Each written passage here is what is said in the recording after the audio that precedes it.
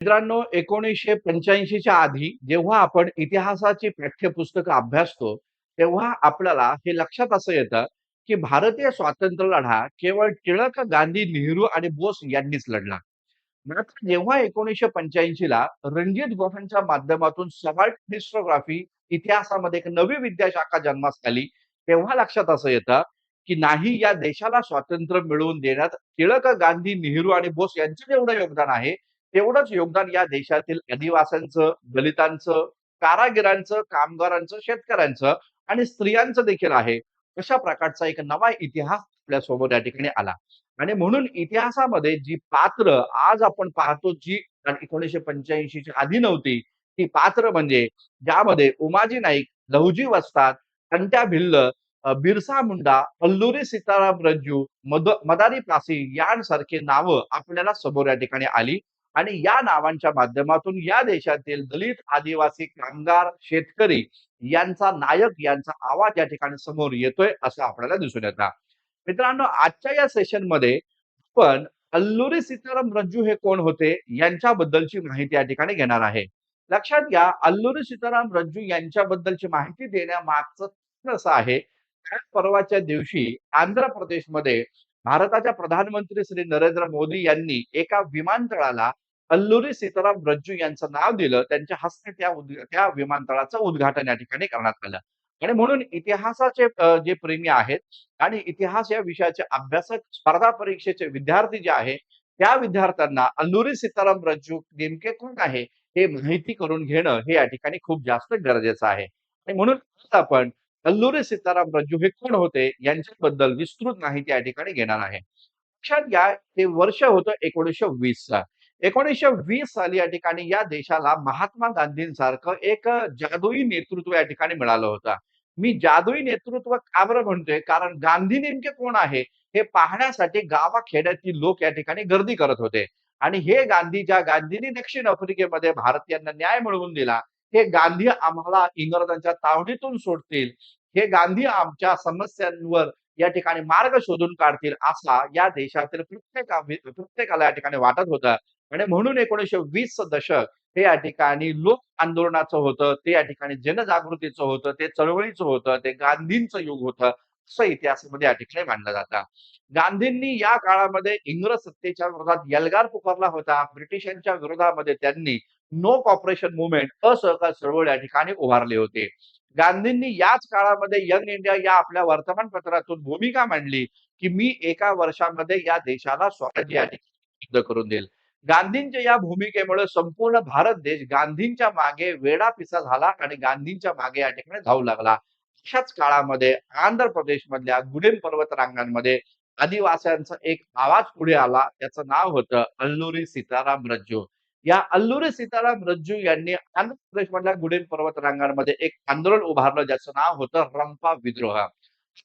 विद्रोह काय होता, कशासाठी होता, कोणाविरुद्ध होता, ते पण पाहणं गरजेचं आहे. लक्षात घ्या, त्या काळामध्ये आदिवासींची मोठी प्रताडणा केली जात होती.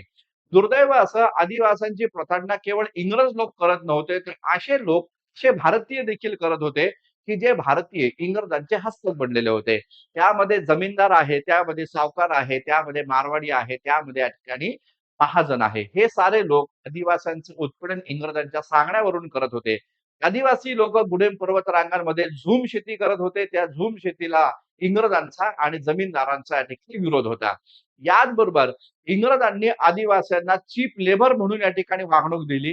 भारत आणि भारताबाहेर कुठेही संकटग्रस्त कामामध्ये आदिवासींना या ठिकाणी घेऊन गेले आणि त्या संदर्भामध्ये आदिवासींना कसल्याही प्रकारचा शुल्क देखील दिला नाही. त्यांच्या श्रमाचा मोबदला देखील दिला नाही.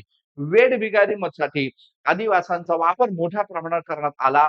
रेल्वे रूळ असू द्या, त्याचबरोबर खाण बांधकाम या ठिकाणी असू द्या, तर त्या खाणीच्या उद्योगामध्ये देखील आदिवासींना मोठ्या प्रमाणात वापरलं गेलं. आणि ज्यामध्ये आदिवासी जे आहेत त्यांना कसल्या प्रकारचं शुल्क दिलं जात नव्हतं. वेठबिगारी म्हणून त्यांना या ठिकाणी त्यांना वागवलं जात होतं, असं आपल्याला पाहायला भेटतं. त्या विरोधामध्ये आदिवासींना संघटित करून इंग्रज सत्तेच्या विरोधात आणि या देशातील डिकू म्हणजे जमीनदार, सावकार आणि महाजन यांच्या विरोधात आदिवासींना संघटित करण्याचं काम अल्लुरी सीताराम रज्जूनं केलं.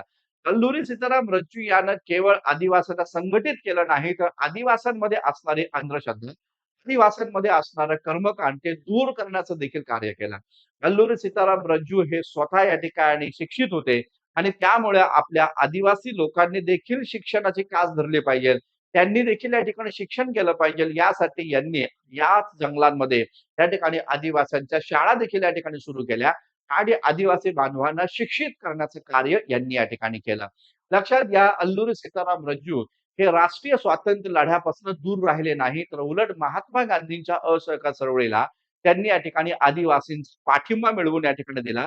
गांधीचं तत्वज्ञान जे होतं खादी आणि संयमाचं त्याचा प्रचार प्रसार आदिवासी गुडेम पर्वत रांगांमध्ये या अल्लुरी सीताराम रज्जू जे आहेत त्यांनी या ठिकाणी प्रस्तावल्याचं एकंदरीत दिसून येतं. विशेष महत्वाचं म्हणजे महात्मा गांधींनी असहकार चळवळीमध्ये ठिकाणी सरकारला कर देऊ नये या प्रकारची भूमिका घेतली होती. वास्तविकता ती भूमिका काँग्रेसच्या अधिवेशनामध्ये नामंजूर करण्यात आली. मात्र त्या प्रकारच्या भूमिकेला आपण या ठिकाणी सपोर्ट केला पाहिजे असं अल्लुरी सीताराम रज्जूला या ठिकाणी वाटत होतं आणि म्हणून इंग्रज सरकारला चराई कर द्यायचं नाही अशा प्रकारची भूमिका आदिवासी लोकांमध्ये यांनी या ठिकाणी घेतली आणि ब्रिटिश सरकारनं ज्या आदिवासी जंगलांवर या ठिकाणी आरक्षण टाकलेलं आहे तिथं आपली या ठिकाणी जनावरं सोडायची आणि तिथे या ठिकाणी इंग्रजांना कसल्याही प्रकारचा चराई कर द्यायचा नाही अशा प्रकारचं गांधींच्या माध्यमातून किंवा गांधींना अभिप्रेत असणारं आंदोलन एका सत्याग्रहाचं आंदोलन अल्लुरी सीताराम रज्जू यांना रंप विद्रोहाच्या माध्यमातून उभारल्याचं एकंदरीत दिसून येतं. इंग्रज कसल्या प्रकारचं टॅक्स या ठिकाणी मिळत नाही आणि त्याचबरोबर हे आदिवासी लोक इंग्रजांच्या विरोधामध्ये या ठिकाणी लढा उभारतायत हे इंग्रजांना पाहवलं नाही आणि म्हणून मग इंग्रजांनी आदिवासींची धरपकड करायला सुरुवात केली. तेव्हा त्या आदिवासींना वाचवण्यासाठी या अल्लुरी सीताराम रज्जू यांनी 100 क्रांतिकारी आदिवासींना तयार केलं आणि त्यांच्या हातामध्ये शस्त्र आणि सशस्त्र देखील या ठिकाणी दिले. तर अशा प्रकारचे आधुनिक शस्त्र त्यांच्या हातामध्ये देऊन इंग्रजांच्या विरोधामध्ये एक सशस्त्र 100 आदिवासींचा एक सशस्त्र दल देखील या अल्लुरी सीताराम रज्जू यांनी उभारल्याचं एकंदरीत दिसून येतं. इंग्रजांनी देखील या ठिकाणी या अल्लुरी सीताराम रज्जूच्या विरोधामध्ये या ठिकाणी हिंसक कारवाई या ठिकाणी केली.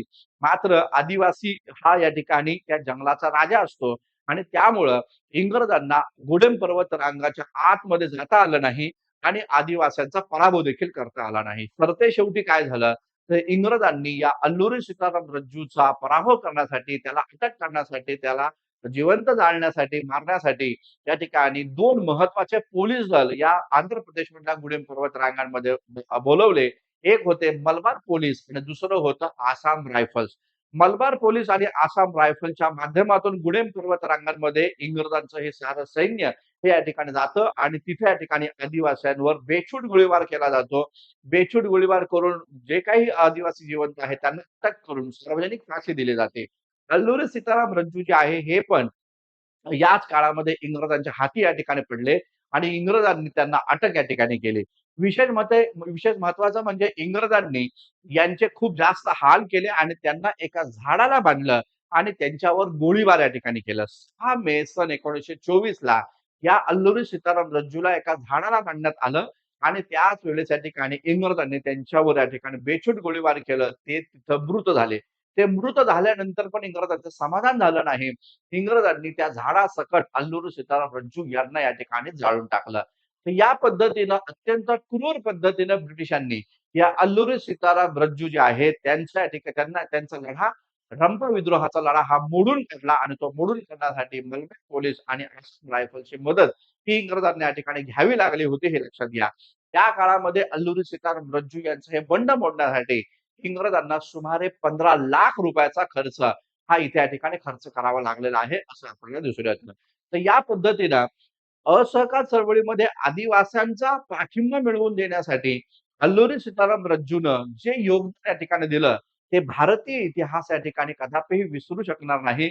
भारतीय लोक या ठिकाणी या आदिवासी नेत्याला कदापिही विसरू शकणार नाही. तर याबद्दल अल्लुरी सीताराम रज्जू यांच्याबद्दलची माहिती आजपर्यंत तुमच्यापर्यंत नव्हती ती पोहोचवण्यासाठीच आजचं हे या ठिकाणी लेक्चर या ठिकाणी केलेलं आहे. हे लेक्चर तुम्हाला कसं वाटलं त्याबद्दल तुम्ही तुमचा अभिप्राय जरूर या ठिकाणी कळवा. लाईक करा, कमेंट करा आणि आपल्या मित्रांना देखील हे लेक्चर या ठिकाणी जरूर शेअर करा. धन्यवाद. Thank you very much.